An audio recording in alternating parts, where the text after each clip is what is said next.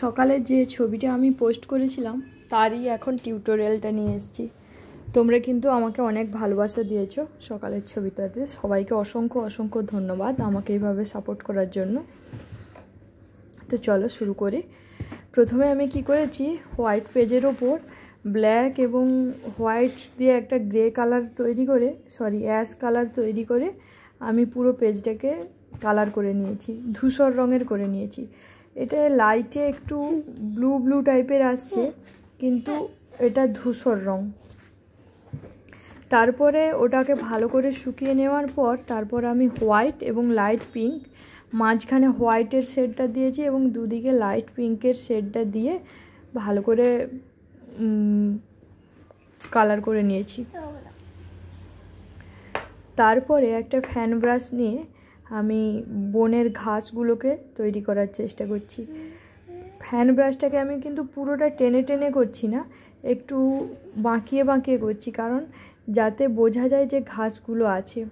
না হলে আমি যদি টেনে টেনে করি তাহলে প্লেন হয়ে যাবে, দেখতে বাজে লাগবে। প্রথমে আমি ঘাসগুলোর জন্য ডার্ক শেডটা দিয়েছি, কারণ ডার্কের ওপর যে কোনো লাইট শেড ভালো আসে। ডার্ক শেডটা দেওয়ার পর ভালো করে শুকিয়ে নিয়ে তারপর আমি লাইট গ্রিন শেডটা দিয়েছি। লাইট গ্রিন শেডটা দেওয়ার পর এর ওপর আমি হালকা করে একটু ইয়েলোটা কভার করব, যাতে সূর্যের রশ্মিগুলো এই ঘাসগুলোর ওপর পড়ছে এটা যাতে বোঝা যায়। তো পুরোটাই আমি করেছি ফ্যান ব্রাশ দিয়ে। তারপর আমি তারপর অ্যাশ কালারটা দিয়ে কয়েকটা গাছের শ্যাডো এবং গাছ কয়েকটা আঁকলাম। তারপর এইগুলোর পর আমি ব্ল্যাক কালার দিয়ে আবার কয়েকটা গাছ আঁকলাম, কারণ আমি প্রথমে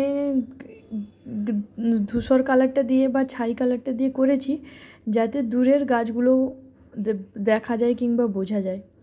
ছোট ছোট গাছ প্রথমে ছোট ছোট করেছি, তারপরে বড় বড় করেছি, মানে দূরের জিনিস এবং কাছের জিনিস এই দুটো বোঝানোর জন্য আমি এই রকম করে করেছি। তোমরা চাইলে অবশ্যই করতে পারো, জিনিসটা একদম ইজি, কোনো ভয়ের কিছু কারণ নেই। এই যে আমি ব্ল্যাক দিয়ে করে নিয়েছি, তারপর ঘাসগুলোর উপর হলুদ দিয়ে আবার একটু লাইট গ্রিনটা দিয়ে দেব, যাতে আরও লাইট হয়ে যায়, মানে ছবিটার ওই ঘাসগুলোর এই দিকটাতে আলো পড়ছে এই রকম একটা বোঝায়। তার জন্য দিয়ে আমি ইয়েলো এবং গ্রিন দিয়ে, মানে ইয়েলো দেওয়ার সঙ্গে সঙ্গেই আমি গ্রিন দিয়েছি হালকা করে, কারণ না হলে শুকিয়ে গেলে আর আমি করতে পারবো না জিনিসটাকে।